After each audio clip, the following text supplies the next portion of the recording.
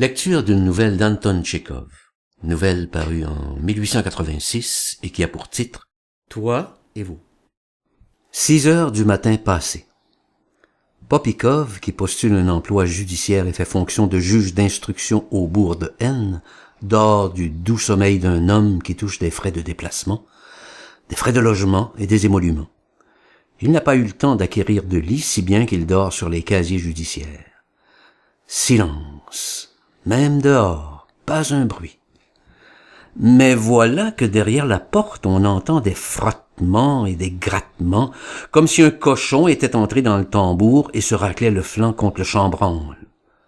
Peu après, la porte s'ouvre avec un piaillement plaintif et se referme. 3 minutes plus tard, la porte s'ouvre de nouveau et le piaillement est si douloureux que Popikov sursaute et ouvre les yeux. « Qui est là ?» demande-t-il en regardant la porte d'un air angoissé. Dans la porte paraît un être rappelant une araignée, grande tête velue avec des sourcils pendants et une barbe épaisse et hirsute. « C'est-il là qui habite, le juge d'instruction orale ?» la tête. « C'est ici. Qu'est-ce que tu veux? » « Va lui dire qu'Ivan Filoretov est arrivé, sur vos convocations. »« Pourquoi arrives-tu si tôt? Je t'avais convoqué pour 11 heures. »« Et quelle heure est-il maintenant? »« Pas encore 7 heures. »« Pas encore 7 heures. C'est que moi, votre noblesse, j'avais un point de montre. Alors, le juge d'instruction, c'est toi? »« Oui, c'est moi. Bon, va-t'en. Va attendre dehors. Pour l'instant, je dors. »« Dors. Moi, je vais attendre. Ça ne coûte pas cher d'attendre. » La tête de Filaretov disparaît. Popikov se tourne de l'autre côté, ferme les yeux, mais le sommeil ne revient pas le visiter. Ayant encore bagnaudé une demi-heure, il s'étire voluptueusement et fume une cigarette. Puis, lentement, pour étirer le temps, il boit coup sur coup 3 verres de lait. « Il m'a réveillé, le salaud, grogne-t-il. Il va falloir que je dise à la patronne de fermer la porte à clé pour la nuit. Qu'est-ce que je peux faire à une heure pareille? Ah, que le diable emporte, je vais l'interroger maintenant. Je n'aurai plus à le faire plus tard. » Popikov fourre ses pieds dans ses pantoufles, jette une houppelande par-dessus son linge de corps et, bâillant si fort qu'il en a mal aux pommettes, se met au bureau. « Arrive ici, crie-t-il. » La porte piaille de nouveau et Ivan Filaretov paraît sur le seuil. Popikov ouvre. L'inculpation du soldat de 2e classe de réserve Alexei Alexeyev Drikunov pour sévices à l'encontre de son épouse Marfa Andreeva.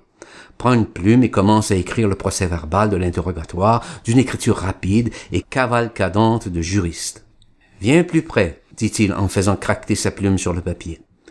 Réponds. Tu es bien Ivan Filaretov, paysan au village de Dunkino dans le canton de Poustyriov, âgé de 42 ans? C'est moi. Profession. J'étais berger. Je paissions le bétail de la commune. Tu as eu des ennuis avec la justice? Pour sûr que j'en ai eu. Quand? Pourquoi? Avant la semaine sainte, on a été 3 de notre canton à être convoqués comme jurés. Cela ne s'appelle pas avoir des ennuis avec la justice. Ça alors, ça dépend. 5 journées de suite qu'ils nous ont gardés. Le magistrat s'emmitoufle dans sa houppelande et baissant la voix dit: Vous êtes convoqué en qualité de témoin dans l'affaire des sévices exercés par le soldat de 2e classe de réserve Alexei Drikunov à l'encontre de son épouse. Je vous préviens que vous devez dire toute la vérité et rien que la vérité, que lors du procès, vous devrez confirmer vos dires présents sous la foi du serment. Bon, que savez-vous de cette affaire? Rapport aux frais de voyage, marmonne Filaretov. Si je pouvions les toucher, votre noblesse, j'avions fait 23 verstes. Votre noblesse. Et le cheval, il n'est pas à moi, il faut que je le paye. Tu me parleras de frais de voyage plus tard. Pourquoi plus tard? Moi, on m'a dit comme ça que les frais de voyage, il faut les réclamer à la justice, sinon on ne les a jamais. Je n'ai pas le temps de discuter de frais de voyage avec toi, se fâche le magistrat. Raconte ce qui s'est passé. Quel sévice Drikunov a-t-il exercé à l'encontre de son épouse? Qu'est-ce que tu veux que je te raconte? Soupire Filaretov en clignant de ses sourcils en broussailles. C'est très simple, il y a eu une bagarre. Moi, j'étais en train de conduire les vaches à l'abreuvoir, et voilà pas qu'il y a des canards qui nagent dans la rivière. S'ils étaient au châtelain ou aux paysans, le Christ le sait, mais voilà pas que Grishka, l'aide-berger, il prend un caillou, et il se met à en lancer. Pourquoi, je lui demande, que tu lances des cailloux? Tu pourrais en tuer un, que je lui dis. Tu en toucheras un de canard, n'importe lequel, et tu le tueras. Filaretov soupire et lève les yeux au plafond. Même un homme, ça peut se tuer, mais alors un canard, c'est une créature faible. Avec un petit bout de bois, on peut l'assommer. Moi, je parle long et Grishka n'écoutions point. C'est normal, c'est jeune, ça n'a pas de raison du tout. Pourquoi que tu n'écoutes pas, que je lui dis? Je m'en vais te frotter les oreilles, Nick-Douille. Cela ne concerne pas l'affaire, dit le magistrat. Racontez uniquement ce qui concerne l'affaire. Compris. Alors moi, j'étais sur le point de lui saisir l'oreille, que voilà-t-il pas Drikounov qui arrive. Il suit la berge avec des ouvriers de l'usine, et il agite les bras. La gueule bouffie, rouge, les yeux qui lui sortent du front, et il vacille. Il était bu, quoi, puisse-t-il en crever. Les gens ne sont pas encore sortis de la messe, et lui, il a déjà pété pour réjouir le diable. Il me voit saisir la main du gamin par l'oreille, et voilà-t-il pas qu'il se met à crier. Je ne te permets pas qu'il me dit de tirer une âme chrétienne par les oreilles, sinon, qu'il me dit tu vas déguster. Moi, je lui ai répondu avec tous les honneurs, chrétiennement. Va donc ton chemin, que je lui dis, poivreau que tu es. Lui, il se fâche, il s'approche de moi, et de toute sa force, votre noblesse, craque sur la nuque. Pourquoi? À quelle occasion? Tu te prends pour un juge de paix, que je lui dis, que tu te crois plein de pouvoir pour me cogner? Et lui? Allons, Ivan, qui me dit, ne te vexe pas, c'était comme ça pour rire en ami. Aujourd'hui, qui dit, j'ai eu une révélation. J'ai compris qui dit que nous étions le plus important. Je touchions 20 roubles à l'usine. Qui dit, au-dessus de moi, qui dit, il y a personne que le directeur. Tous les autres, qui dit, je leur crachions dessus. Et aujourd'hui, qui dit, il y a des tas de gens abîmés de tous les côtés qu'on n'en voit pas les limites. Viens, qui dit, allons boire un coup. Je ne voulais point boire avec toi, que je lui dis, les gens, ils ne sont pas encore sortis de la messe et toi, tu parles de boire. Mais les autres gars qui étaient avec lui, ils m'entourent comme des chiens, ils insistent. Allons-y. Il n'y avait point de possibilité humaine que je leur dise votre noblesse. Je ne voulais point boire, mais après, puisse-t-il en crever.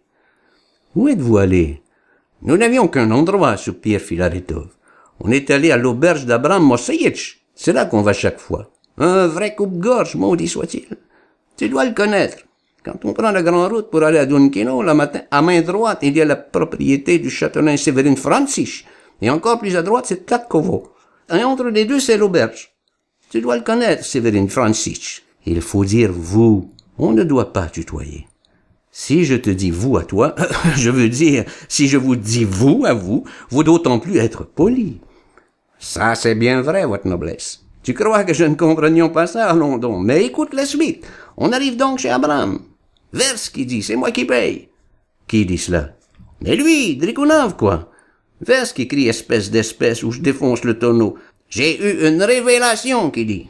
On a bu un petit verre chacun, puis on a attendu un peu, puis on a bu encore, et de cette façon-là, en 1 heure de temps, si j'avions bonne mémoire, on avait éclusé 8. Mais moi, qu'est-ce que ça me fait? Je buvions, je m'en moquions. Ce n'était pas mes sous. Quand même, ça aurait été 1000 verres. Moi, votre noblesse, je n'étions pas du tout coupable. Vous n'avez qu'à interroger Abraham Moïseïch. Que s'est-il passé ensuite? Il ne s'est rien passé ensuite. Pendant qu'on buvait, c'est vrai, il y a eu une bagarre, à la suite de quoi tout était correct, et avec tous les honneurs. Mais qui s'est battu? On sait bien qui. J'ai eu une révélation, qui criait. Il crie, il cherche à donner des coups à n'importe qui. Déchaîné qu'il était. Il a cogné sur moi, il a cogné sur Abraham et sur les gars. Il te présente un petit verre, il te laisse boire, et puis il te cogne de toute sa force. Bois qui dit, il connaît ma force, tous les autres, je crache dessus.